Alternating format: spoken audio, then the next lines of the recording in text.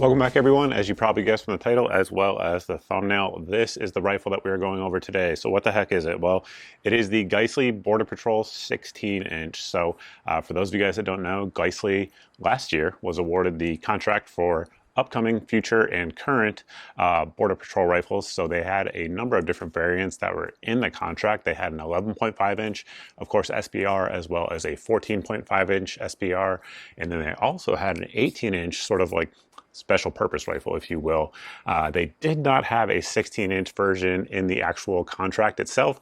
However, they do offer this version for the civilian market. So most of what I say is going to be accurate for the other length barrel options. Just know that this one here is probably going to be their most popular civilian version, and it's probably going to be the only one that they produce that isn't actually clone correct for the Border Patrol. So that sort of is a weird intro. I get that, but it actually is true. So there's not a lot of rifles like that, and I think this is a, spoiler alert, a very good rifle that hasn't gotten a lot of media attention, and I'm not honestly sure why. I think perhaps it's because it's overshadowed by its bigger brother, the Super Duty. But this rifle here was made for that contract, so a lot of the parts choices and things like that are a little bit unique to this rifle. We're going to walk through all of them here in just a second, of course. But one thing that is very notable when you actually shoot this rifle is two things. Number one, it's pretty lightweight, and it's lightweight where it matters, which is super important, which is out there on the end. I dig that. Additionally, it is super smooth in terms of the actual cycling and recoil impulse, and we'll get into a little bit why that is here in just a second. Before we do all that and walk through it tip to butt, which we will do after we head out to the range and check out some kind of groups that we can lay down with a few different loads, then we're going to come back here again, like I said, and walk through the actual rifle itself tip to butt.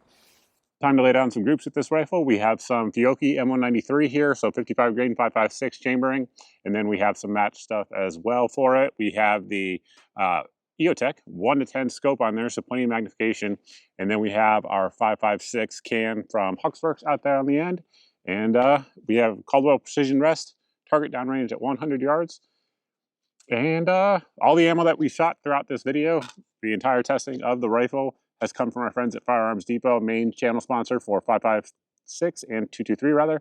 So big thank you to them. Definitely check them out if you guys are in the market. They have really good prices, so that is a good thing. Let's see.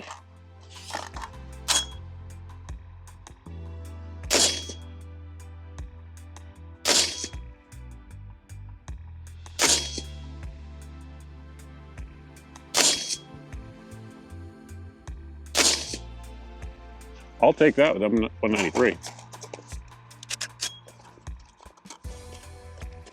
Next load up is going to be this Norma right here. This is 223 with a 69 grain golden target projectile, and we'll see how this rifle likes it.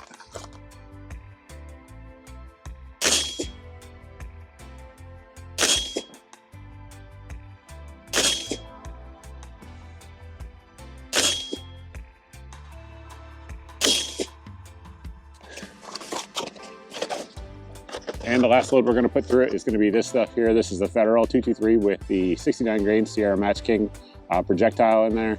One of the most consistently accurate rounds we've ever tested here on the channel in tons of different rifles. Watch, I might have just jinxed it. We'll see.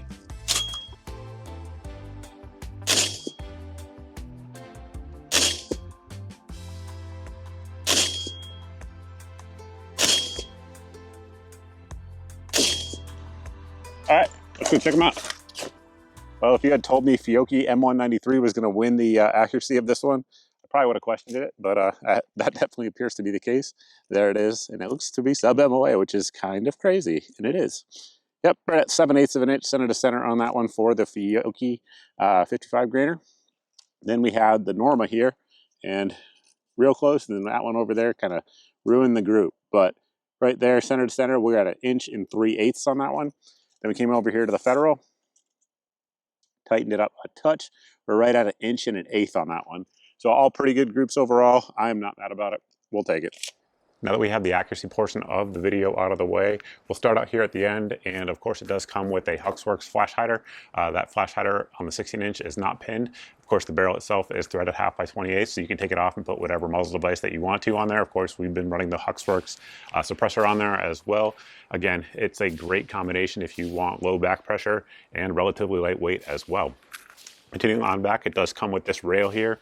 This rail, again, was designed specifically to meet a weight specification for the folks over there at the Border Patrol. This is their Mark 20 rail. As you can see there, it has MLOC at the 3, 6, and 9 o'clock positions. It does not have it, though, at the intermediate positions, and they hogged it out. So they took out a lot of material versus other rails out there on the market, and additionally, up here on top, they did the same. So this has 1913 all the way down, which makes sense for a Border Patrol type of use. So that way, if you wanted to use like a clip-on thermal or something like that, you absolutely can do so. However, they made it about as lightweight as possible with the 1913 rails, not even going all the way across. They're hollowed out in the middle, as well as with the actual holes that go all the way through the rail. So that is the Mark 20 rail. It has this little angle down here at the end. And then additionally, we have our lockup back here at the rear. One thing that's nice about this lockup is that it has a relatively long barrel nut and it has an extremely solid mounting surface on there. So that long barrel nut is going to reduce flex when you start loading up on the end with a bipod or something like that. I should note that it does come with a Picatinny rail section here that is MLOC compatible. We added the Magpul VFG, or angled vertical foregrip, on there. And then additionally, it also comes with a QD slot that attaches to the MLOC, and it is made out of steel. If you guys watch this channel, you'll know I'm frequently critical of aluminum rails that have a little QD slot for your sling. Eventually those all fail. I recommend doing it with the steel insert like we have here. That is the way to do it.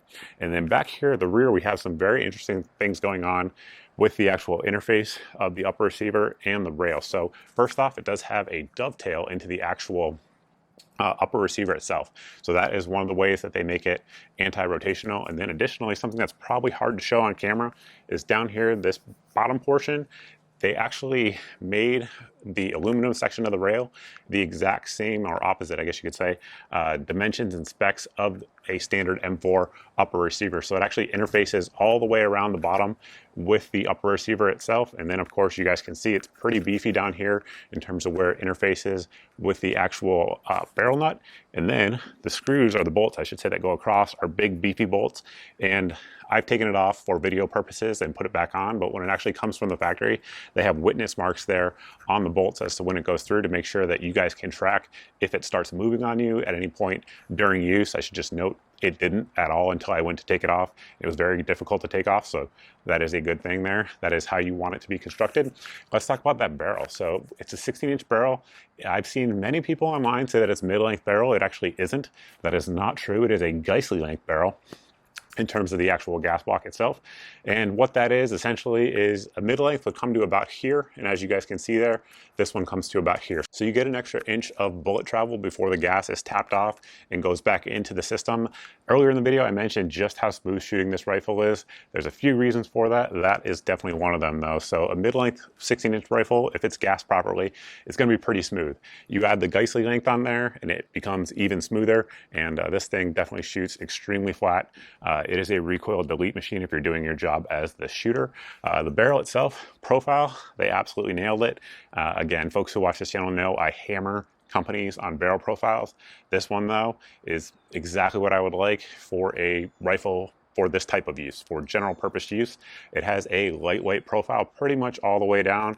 Back here at the rear, it's basically a standard government length before the gas block, and then of course out there on the front it tapers down after that as well. The gas block's a little bit bigger to make it reinforced and give it a little bit better mating surface for that gas block. And the gas block is of course Geissele's Super Duty gas block, and it is pinned as well as dimpled with the set screws set in there with a high temp thread locker. And then additionally back here towards where the gas tube is, right underneath the gas tube, there is a pin, a steel pin that also interfaces with both the gas block and the barrel. So there's absolutely no way that gas block can move either left or right or go forward because it is pinned in place. It is a super rugged, super durable system here. Basically everything up front is done exactly how I like to see it. Again, people who have watched the channel for years know that that is absolutely true. Geissele delivered here. Of course, the barrel, if I didn't already say it, is cold hammer forged, and it is chrome lined as well. They do all of that in-house over at Geissele up in Pennsylvania. And then the upper components, once again, you got to remember this is for a contract rifle. So some folks may associate Geissele BCGs with the RE BCG, which is a great product. I have a video on it. However, this one here is Geissele's mil-spec-ish, I'll call it, because it's slightly different. Bolt carrier group, so basically our bolt itself is going to be Carpenter 158 steel. It is MP and HP tested. Those are individually tested, which is in accordance with mil spec. And then of course our carrier itself is going to be 8620. It's chrome lined both in portion there where the actual bolt reciprocates back and forth, as well as the gas key. One thing that's a little bit different is they took out a little bit of material there on top. So like I said, it's mil spec-ish. It's slightly different. I don't know if that was a weight savings thing or what, but that is different. And of course, back here at the rear, we still have our full auto profile on the carrier, which we do like. Great staking on there as well. Moving on to the actual charging handle. This is what they call their government charging handle. So Geissele, previous to this, made two different types of charging handles. They had their regular charging handle, which of course was ambidextrous and gas busting. And then they had their airborne one, which has slightly smaller latches. And this one has even smaller latches than that. Again, if you guys have watched this channel for a while now, you guys will know I am a big fan of that. So I don't like big latches on my charging handles because they can get snagged and caught on gear. If I had to guess, I would guess that is exactly why the Border Patrol spec'd it out like this. But it's still much easier to use, and it's still ambidextrous versus a mil-spec charging handle. And it also has, of course, that ridge there on the back, which prevents gas from coming back in your face under sustained suppressed fire. Moving on to the lower receiver, of course, it is going to be Forge 7075 T6 mil-spec in that regard. Has a slight flare on the magwell, but nothing too fancy. We have our Geissele exclusive magazine release on there. However, that's pretty much where it ends in terms of like cool Geissele-ish lower components. So our trigger there is going to be the ALG trigger, which is a combination of nickel boron as well as nickel Teflon parts. It actually has both. And it's basically an enhanced mil-spec trigger. It's a very clean break. It breaks right around 4.5 to 5 pounds pretty consistently every time. Don't let your trigger hit your receiver, kids. That's a rookie mistake on my part. And then of course the reset, very strong, very tactile, exactly as you would expect from any type of mil-spec-ish trigger, as well as any type of Geissele trigger.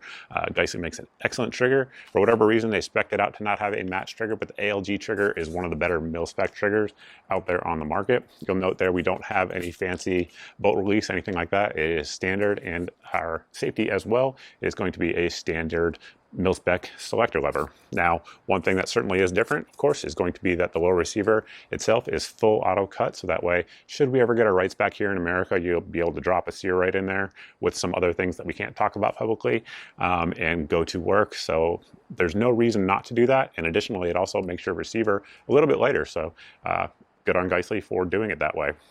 Continuing on back, we do have our Super 42 recoil system. So for those that don't know, that's basically a combination of two parts. That is your buffer here, which is an H2 buffer, and then it has a braided wire spring, which is much more durable and a little bit stronger as well than your traditional mil-spec spring, but they last forever. We have done machine gun tests here on the channel years ago. I'm pretty sure YouTube deleted them with those springs, and they last an insane amount of time. Continuing back here to the rear, just your standard mil-spec end plate there. And then our stock is going to be the Bravo Company gunfighter stock. I have a full video on just this stock if you guys are interested in it, but it's excellent. A super solid lockup, as you guys can see there, no wiggle at all. Then we have the steel reinforced QD plates, and then your traditional sling attachment points. Then it has this little tab there, so that way if you want to stow your sling, if I could speak, on there with like a rubber band or something like that, you can do so, and then quick deploy it. Once again, that makes sense for a border patrol type of rifle where you're going to be getting in and out of vehicles quickly. So that absolutely makes a lot of sense to me. We have our B5 systems grip there. It is has the Geissele logo on one side and then B5 on the other. It's extremely aggressive in terms of texturing, which I definitely like. This is one of my favorite grips out there on the market. And then we have our Geissele enlarged trigger guard to finish the rifle out. As you guys can probably tell, looking at the light around me, we're losing daylight here quickly, so we're going to try to wrap it up relatively quickly. A few things to point out that we haven't talked about so far. Number one, full disclosure, Geissele did send this rifle out for the review. I did request it, and I requested the 16-inch specifically because I thought that was the one that most of my audience would be most interested in. Of course, again, if you guys want a clone rifle, you either have the option of the 18-inch and not going the NFA route. They have the 14.5-inch, but the muzzle device, the flash hider, is pinned. And then they also have the 11.5-inch that is available in SBR or pistol. So just know that it is an option, but I did request a 16 specifically because I thought that's probably going to be the #1 seller. So we will review that one. In terms of total round count through this, we're right between 1,400 and 1,500 rounds. Again, all of that coming from our friends over at Firearms Depot. The vast majority of that has been either Igman 5.56 or PMC 223 55 grain, and we've had a grand total of 0 malfunctions of any kind out of that rifle. It's really, you can't do any better than that. You guys saw the accuracy so far earlier. Like I said, the recoil impulse is fantastic. The last thing to talk about is going to be price point. Now, I deliberately didn't compare this to the Super Duty like we said in the intro throughout the video. However, I know all of you are going to down below in the comment section. So price on this does become important, right? I think the MSRP is 1,700 units of measure. Of course, we can't say cost on YouTube anymore, depending on what the units of measure are where you live. However, depending on the model and the different SKU that you guys are looking at, street price, if you guys follow me on social media, many of you guys already know this because I've posted about it many times, but street price, they're gonna be coming around roughly 1,300 to 1,500 units of measure. So that is a good bit cheaper than most of the Super Duties out there. And I think it's probably better not to compare it to the Super Duty, at least in my opinion anyway, and better to compare it to other like proven quality go-to-war rifles, right? So for example, the two that come to mind right off the top of my head, most likely, and that I recommend all the time to people, are going to be Bravo Company and then Daniel Defense. And of course, there's a lot of other great companies as well in there. I'm not saying those are the only two, but those are the two that you can kind of, generally speaking, you can purchase those and just know you're going to be good, if that makes sense. Centurion, Sons of Liberty, there's others out there. The list is long. But in terms of price point compared to those two rifles, it's definitely right on par with most of them and actually a little bit cheaper than most of them as well. Of course, that can fluctuate as time goes on, but right now, that is what we're looking at in terms of price point. Like I said, 100% reliable. The parts selection is pretty good in my opinion. Like I said, some of them I probably would change, but that is due to contract restrictions, which I also respect. That's cool for clone purposes. And the thing that people, whenever I post this rifle, talk about is they don't like the way the rail looks. I don't really get that. The rail looks fine to me, but I figured I'd throw that out there just to get in front of the comments. But that is it, guys. That is my review of this rifle. Would I recommend it if it is in your budget and it is something that you like in terms of feature set? 100%. Absolutely. It's a great rifle. It's made very well. The quality control is excellent. And as you guys saw, the performance has been as good as you can do. You can't do any better than this thing has performed, at least in my personal opinion, for a rifle of this design and weight. So I think that's pretty much it. If you guys haven't followed me on all my social media that I talked about earlier, go ahead and do so, particularly the non-meta ones. Those are the best places to follow me. I can post things there that I can't post on meta platforms because meta is meta and it is what it is. Additionally, like when deals come in stock and stuff like that, that's the first place we put them, as well as breaking news and those sorts of things. So it's good to follow me there. I recommend it. Additionally, if you guys like this video and you're not subscribed, you can fix that by hitting the subscribe button. Additionally, if you're not seeing 2 to 4 videos despite being subscribed, despite hitting the notification bell, make sure you check me out on Rumble. And if you've done all that and you're still not seeing them, sign up for the email at the website here on the screen. This email goes out at most, or it goes out every day, I should say. And it has 8 of the best deals that we find around the internet. And if the item, whatever the item is in the email, it's the cheapest I know of anywhere on the internet for that item. It also has a good meme in there that a lot of folks like. And that will also get you on another email list, which is separate, that will go out once a month, and it has all the videos since the previous month's email went out. So that way there's no big tech giant censoring your eyes from my content. Lastly, we have an SMS list that you guys can sign up for. That will contain one of 2 things. Either a new video drops and I text it right out to you guys, or a really smoking deal comes in stock, and that way I will text it out to you guys as well. If you're signed up for the SMS list, you also get notified when we do our monthly viewer Q&A. The only place to get notified is that list. So if you guys want to get on the Q&A video session, that is where you got to do it. And that's it. That's all I got for you guys. Thank you all for watching. I truly appreciate it, and I look forward to seeing everybody in the next video.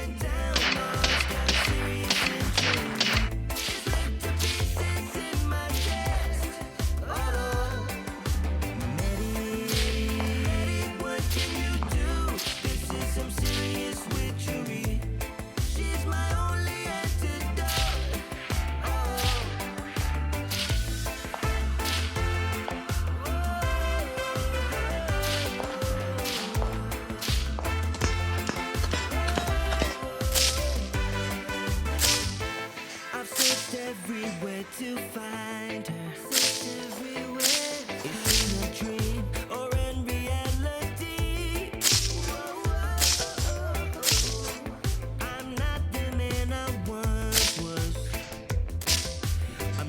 like a ship